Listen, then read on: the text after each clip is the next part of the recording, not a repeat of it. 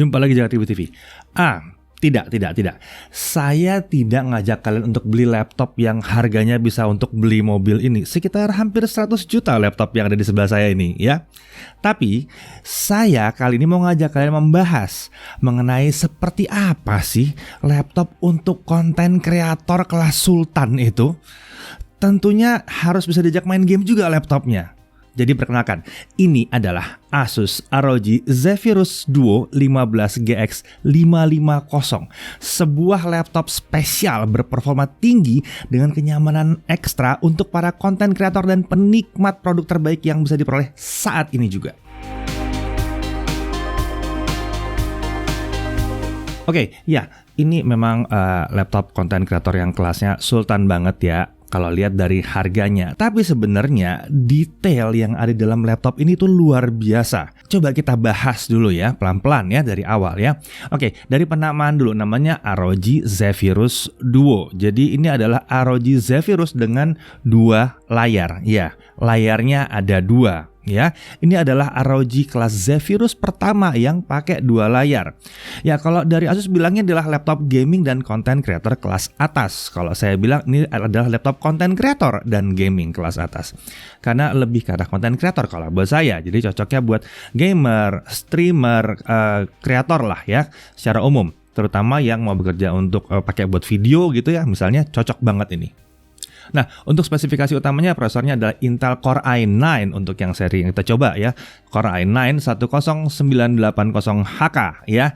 Comet Lake 14 nm 8 core 16 thread TDP 45 watt dengan base clock 2,4 GHz dengan turbo max di 5,1 GHz. Dan TVB di 5,3 GHz dengan cache memory sebesar 16 MB. Jadi besar, memang cocok banget buat konten kreator. Untuk RAM yang satu ini sudah POL 32 GB, DDR4 3200 MHz, dual channel 2x16, ada 16 GB onboard dan 16 GB lagi SODIMM ya.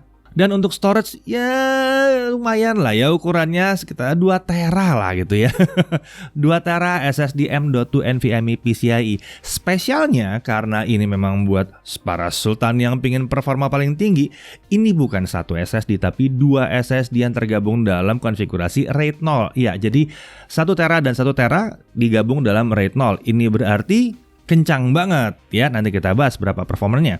Kemudian untuk discrete graphics atau VGA-nya ya, ini adalah Nvidia GeForce RTX 2080 Super.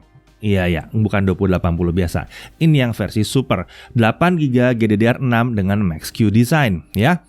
Versi ini memang Max-Q ini memang dirancang buat laptop yang tipis seperti ini ya.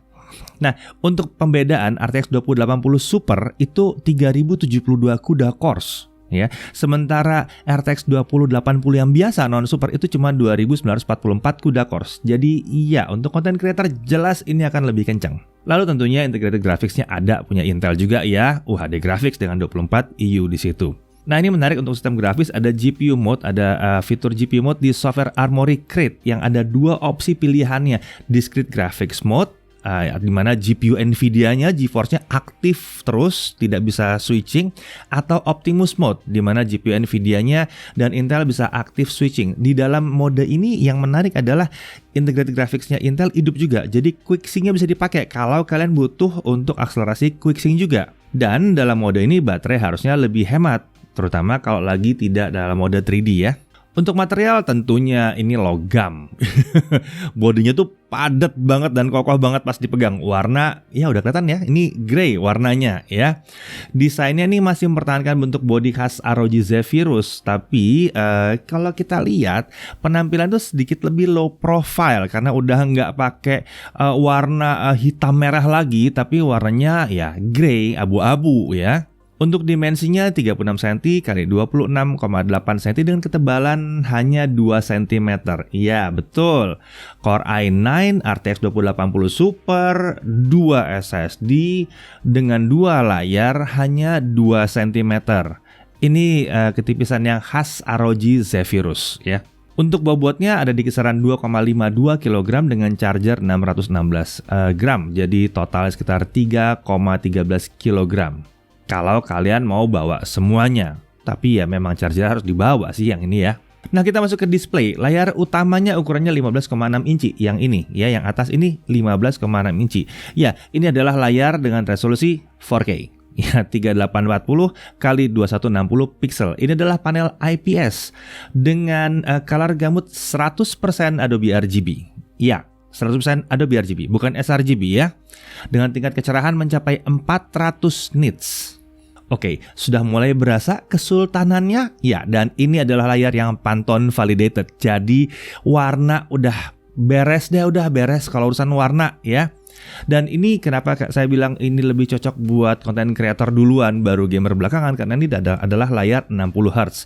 Memang biasanya layar-layar yang dikalibrasi dengan ini memang masih 60 Hz untuk saat ini. Uniknya layar ini juga mendukung Nvidia G-Sync ya, kalau kita menggunakan discrete graphics mode. Color profile dan color temperature layar bisa diatur dalam menu game visual di software Armoury Crate. Permukaan layar ini anti glare, jadi bebas dari pantulan-pantulan ya layar yang satu ini. Jadi memang enak kalau mau dipakai buat kerja gitu, enak banget. Bingkai layarnya juga tipis, kanan, kiri, atas ya, kanan, kiri, atas semuanya tipis ya. Jadi kelihatannya elegan. Dan yang menarik adalah modul kameranya nggak ada. Modul kameranya nggak ada di atas itu ya. Jadi untuk mengkompensasi ini, dalam paket penjualan disediakan sebuah kamera webcam eksternal 1080p 60 fps ya. Buat kalian konten kreator yang buat gaming, yang streaming gaming gitu ya, ini cocok banget. Kenapa? Kalian bisa stream di 60 fps dan kamera kalian memang 60 fps juga. Nah, sementara itu layar keduanya gimana? Ya, layar kedua ini namanya adalah ROG ScreenPad Plus ya. Posisinya di atas keyboard, di bawah layar utama ya tentunya ya. Ini mirip loh sebetulnya sama ZenBook Duo Series ya. Mirip banget. Tapi yang berbeda adalah layar ini pada saat dibuka, layar ini ngangkat sedikit ya. Jadi lebih gampang dalam penggunaan sehari-hari karena dia tidak flat rata dengan keyboard. Layar ini naik sekitar 13 derajat menghadap ke arah pengguna. Ukuran layar ini adalah diagonalnya 14,1 inci. Ini adalah layar dalam tanda kutip 4K. Kenapa? Karena lebarnya memang lebarnya 4K 3840. Tapi tingginya ini adalah 1110 pixel. Lagi-lagi ini adalah layar IPS ya, IPS beneran, 100% sRGB. Oh ya, layar ini adalah layar touchscreen. Iya, ini layar touchscreen. Jadi kalau mau adain sesuatu di bawah sini itu bisa banget. Dia bisa dioperasikan dengan jari maupun stylus. Layar kedua ini bisa dimatiin juga sih kalau nggak diperlukan dengan cara menekan tombol di sebelah kanan tombol logo ROG. Oke, skenario dua layar ini kira-kira seperti apa aja? Yang pertama jelas nampilin Windows tambahan ya, karena ini sebetulnya dua layar yang tergabung jadi satu ya, atas bawah aja gitu ya, sama kayak kita punya dua layar di luar eksternal gitu ya.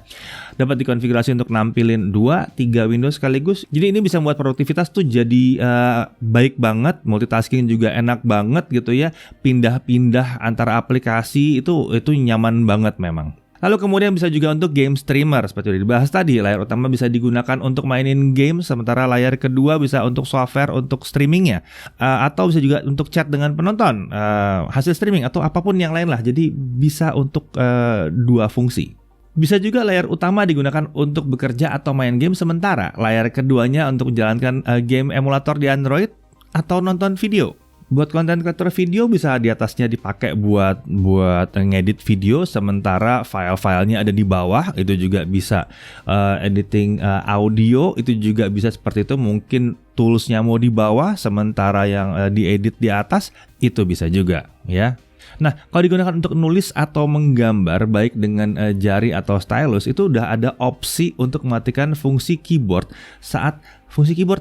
saat tangannya bertumpu di area keyboard. Jadi kalau misalnya mau gambar di sini, itu keyboardnya bisa dimatiin gitu ya. Dan banyak lagi kemungkinan yang bisa dilakukan dengan adanya dua layar ini. Mungkin kalian bisa kasih ide di bawah ya, tulis aja di komentar. Kira-kira ada kemungkinan apa aja sih kalau menurut kalian? Kalau misalnya kalian yang entah gimana caranya bisa dapat laptop ini ya dengan performa kencang ini, kira-kira ini dua layar mau dipakai buat apa aja? Coba kita pengen tahu. Oke, lanjut. Audio. Jadi dia dilengkapi dengan dua speaker yang posisinya ngadep ke bawah ya. Keluaran suaranya tuh kencang. Ini khas banget ROG Zephyrus. Selalu speakernya ROG Zephyrus tuh enak ya. Dan tentunya karena ngadep ke bawah, material dari meja kalian tuh akan berpengaruh ya sama suara ya. Oke, kita masuk ke konektor. Di kiri kita ada satu DC-in untuk ngecharge tentunya, ada satu 3,5 mm microphone jack, ada satu 3,5 mm audio combo jack. Lalu di kanan kita lihat ada dua USB 3.2 Gen 1 dan ada satu Thunderbolt 3.0.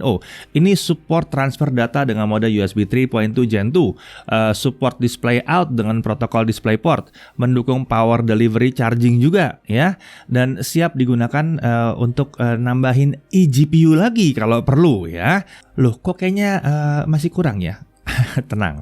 Di bagian belakang masih ada konektor. Jadi di belakang ada satu jack untuk Ethernet, satu USB 3.2 Gen 2, dan satu port untuk HDMI. Nah, untuk konektivitas wireless, dia menggunakan modul Wi-Fi Intel Wi-Fi 6AX201 ya.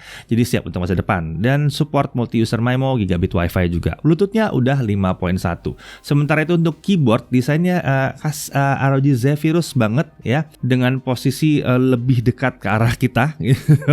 Dan keyboard ini sudah mendukung per key and key rollover ya. Travel distance-nya 1,4 mm.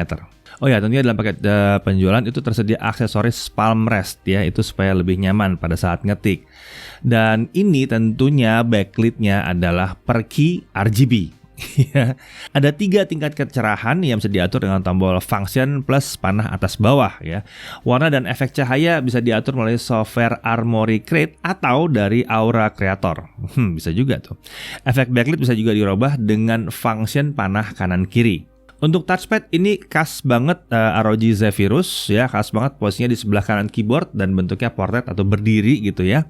Ada tombol khusus untuk mouse klik kanan klik kiri, menggunakan Windows Precision Driver juga, dan dapat difungsikan pula untuk numpad virtual ya. Dipencet begitu dia jadi numpad virtual. Oke, sekarang mari kita bahas software Armoury Crate-nya. ROG Zephyrus 215GS550 disertai dengan software Armoury Crate seperti biasanya, di mana fitur ini adalah untuk ngatur performance profile dengan opsi Windows. Ini untuk ikutin sistem operasinya aja.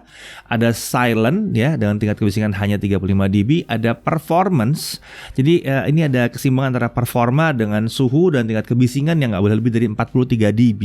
Lalu ada turbo. Ini performa tertinggi tanpa restriction, tapi kebisingan masih dijaga, tidak boleh lebih dari 46 desibel. Saat turbo diaktifkan, fitur NVIDIA Dynamic Boosting ini aktif, di mana laptop secara otomatis ngatur TDP CPU dan GPU secara dinamis ya, jadi supaya sesuai dengan beban kerjanya.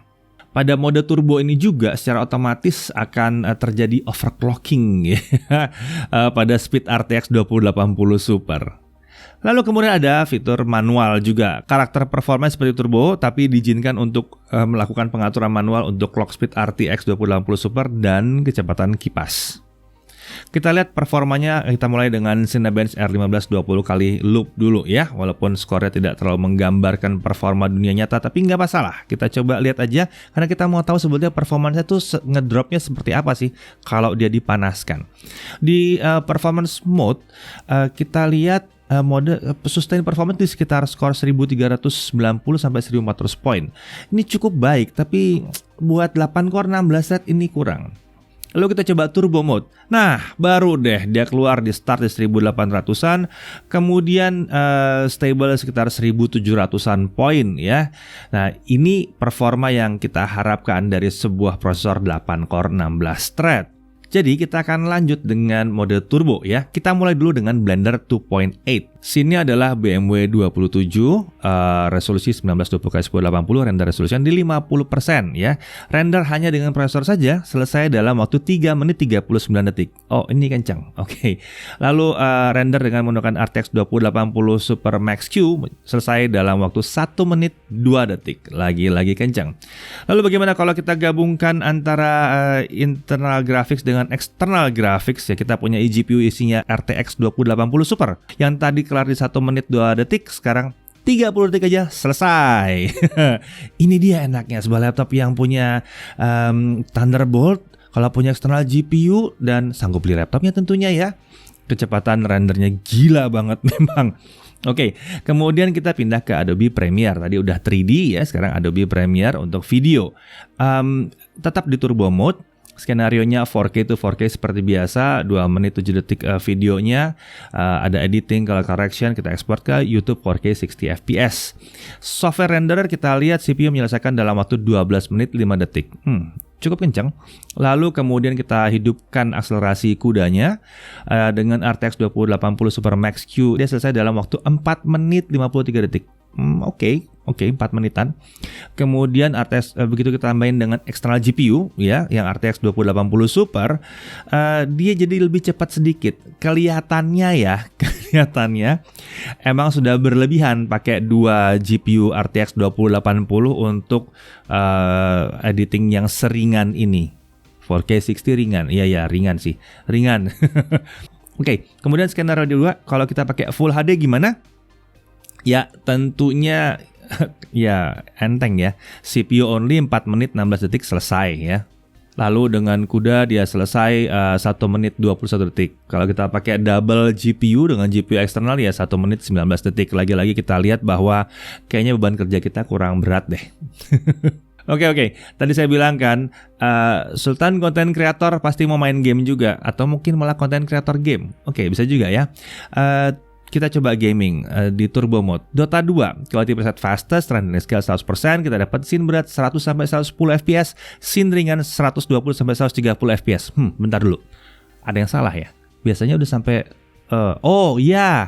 saya baru ingat. Angka ini kita peroleh dalam resolusi 4K. Ya, bukan 1080p. Ini 4K. Jadi kita hanya tes dalam 4K. Sultan mau main game pakai laptop Sultan? Mainnya 4K dong. Oke. CS:GO 4K, quality preset low, scene outdoor 160-180 fps. Enteng, ya. Main game Shadow of the Tomb Raider, ya. Oke, cari yang berat lagi sekali lagi. 4K, quality preset di high, RTX hidup dong, ray tracingnya di medium, DLSS on 50-60 fps. Ditelen game yang satu ini. Lalu kemudian Assassin's Creed Odyssey, 4K, ya. Quality preset very high, 40-60 fps. Nggak ada masalah. Lalu Death Stranding 4K, quality preset very high, DLSS-nya di quality 60-70 fps. Lagi-lagi ditelan. Ya, game-game ini mulai dari game e-sport sampai game AAA kita jalankan di 4K semua resolusinya dan nggak ada masalah. Oke, kita masuk ke storage test. Crystal Disk Mark kita pakai read-nya di 3493 dan write di 3305. Ya, terlihat sekali bahwa ini sudah melampaui angka 2000-an, sudah 3400-an ya. Dan write-nya sudah mirip dengan read-nya. Ini memang hasil kerja dari 2 SSD yang digabung jadi satu dengan RAID 0 tuh seperti ini. Kencang banget. Lalu bagaimana tes baterai? Ini baterai 90Wh ya. Screen brightness 50%, volume 20%, Windows mode IGP Intel aktif ya, 1080 video playback dengan 2 layar menyala, kita dapat waktu 4 jam 50 menit. Kemudian pada saat layar kedua dimatikan kita dapat 5 jam 27 menit. Lagi-lagi ini hasil yang tergolong oke, mengingat prosesornya, GPU-nya yang ya walaupun kita pakai integrated graphics bukan berarti GPU Nvidia total mati juga ya. Layar 4K-nya ya dengan segala macam performance yang ada di sini, ya 5 jam 27 menit bukan hal yang buruk. Kemudian kalau kita gaming dengan baterai, kita mainin Dota 2 selama 1 jam. Ini resolusinya 720p karena kita mau main game dengan baterai ya. Jadi kita cari iritnya. Battery boost off 1 game 1 jam itu ya. Baterainya habis tersisa 39%. Sayangnya memang nggak ada fitur Nvidia boost ya. Itu nggak aktif di laptop yang satu ini. Jadi kita nggak bisa dapat yang ekstra lagi. Sementara itu untuk charging kita dapat dari 0 sampai 100% itu 1 jam 58 menit. Lagi-lagi cukup oke. Mengingat biasanya laptop-laptop itu di-charge di 2 jam lebih, ini bisa 2 jam pas atau kurang sedikit ya. Nah, di Asus ini tersedia fitur battery health charging di software My Asus. Ini katanya bisa memperpanjang umur baterai. Jadi ada full capacity mode, di charge full sampai 100%, ini yang normal. Ada balance mode, baterai di charge hanya sampai 80%, dan ada maximum lifespan mode. Ini di charge sampai 60% saja ya, supaya umurnya lebih panjang baterainya. Nah, untuk sistem pendingin ini namanya adalah Active Aerodynamic System Plus. Dilengkapi dengan 5 buah heat pipe yang mendinginkan CPU, GPU, chip VRAM, dan komponen VRM.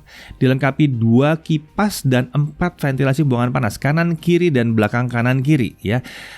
Laptop ini dilengkapi dengan 2 ventilasi intake tambahan yang berada di belakang layar kedua ya. Tadi saya bilang kalau layarnya terangkat ada intake-nya di bawah sini. Jadi udara bisa masuk ekstra lebih dingin lagi. Untuk menjamin performa kipas selalu optimal, casing kipas dilengkapi dengan terowongan angin yang khusus untuk secara otomatis menangkap dan membuang partikel debu keluar laptop. Ini klasik ROG, udah beberapa tahun kayak begini ya. Dan yang paling menarik lagi di sistem pendinginnya adalah thermal paste-nya yang kali ini menggunakan liquid metal dari Thermal Grizzly. Jadi bukan thermal paste biasa. Oke, mari kita lihat suhu kerjanya pakai Cinebench. Kita loop dulu di turbo mode ya. Turbo mode, jangan kasih ampun, taruh di turbo mode aja. Di awal pengujian kita bisa melihat suhunya bisa mencapai 95 derajat Celcius, lalu turun ke kisaran 85 sampai 87 derajat Celcius, walaupun kadang-kadang masih ada lompatan ke 90 derajat Celcius. Tapi kalau pakai aplikasi beneran seperti apa? 3D running menggunakan Core i9 RTX 2080 Super Max-Q secara bersamaan. Kita lihat bahwa suhu prosesornya di 79 sampai 84 derajat Celcius. Sementara RTX 2080 Super Max-Q-nya cuma 75 sampai 76 derajat Celcius. Ternyata masih adem. Kalau kita pakai Assassin's Creed Odyssey gimana? Turbo mode ya. Prosesor jalan di 80 sampai 87 derajat Celcius, sementara RTX 2080 Super Max-Q-nya hanya 78 sampai 79 derajat Celcius. Lagi-lagi adem. Suhu permukaan, nah ini ceritanya mungkin agak beda. Pada saat kita main game Assassin's Creed tadi selama 30 menit di turbo mode, kita melihat bahwa dengan posisi keyboard ada di atas komponen baterai, agak mengherankan suhu keyboard itu cukup hangat ya, variatif sekitar 41 sampai 50 derajat Celcius. Kita juga menemui titik tertentu yang suhunya naik bisa di atas 50 derajat Celcius. Tampaknya Asus ini berusaha ngelepas panas tuh dari segala penjuru bodinya gitu ya.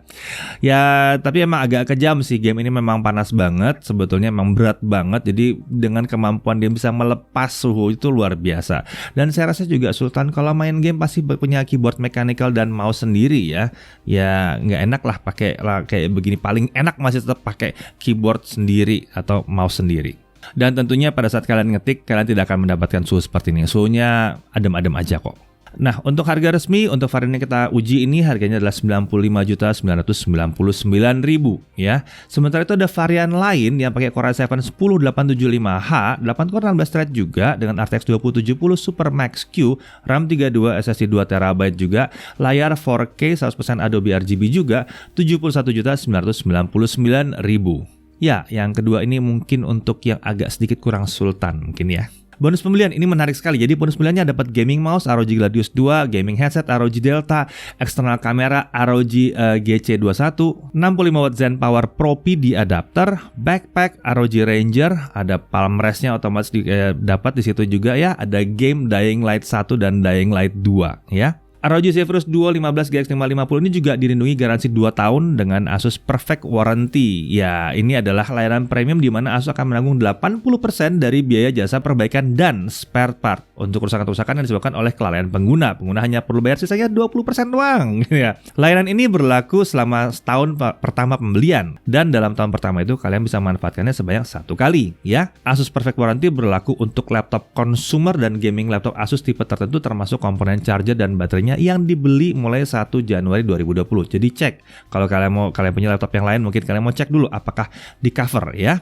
Oke, jadi poin menarik, penampilan low profile khas ROG tapi low profile, body tipis, Core i9 yang kenceng, prosesor tinggi tapi nggak ada gejala throttlingnya, nggak banyak lah gejala throttlingnya ya. Pakai GPU super kenceng, siap untuk semua game bahkan di 4K. Temperatur kerja CPU dan GPU-nya masih dalam batas yang aman, cukup rendah. Ada menu overclocking-nya buat GPU, baterainya tergolong irit buat kondisi seperti ini. Kemudian RAM-nya masif juga, SSD masif 2TB, layar 4K keren banget. Ada ROG ScreenPad Plus, ini yang kedua ini juga keren banget, nggak perlu bawa layar kedua untuk bepergian. Gaming grade keyboard, konektor lengkap, Wi-Fi AX, bonus peripheral gaming melimpah, Asus Perfect Warranty. Nah, jadi kita bisa lihat ya, sebuah laptop dengan performa dan fitur yang segudang ini datangnya juga dengan paketan yang luar biasa lengkap. Pada akhirnya kayaknya ya, ini sebetulnya bukan sebuah laptop yang mahal. Mungkin bagi banyak dari kita belum terjangkau aja gitu ya. Tapi untuk konten kreator yang bisa memanfaatkan laptop ini dengan maksimal, kayaknya balik modalnya bakal cepet sih. Saya Dedi Irfan, Jagat Review TV.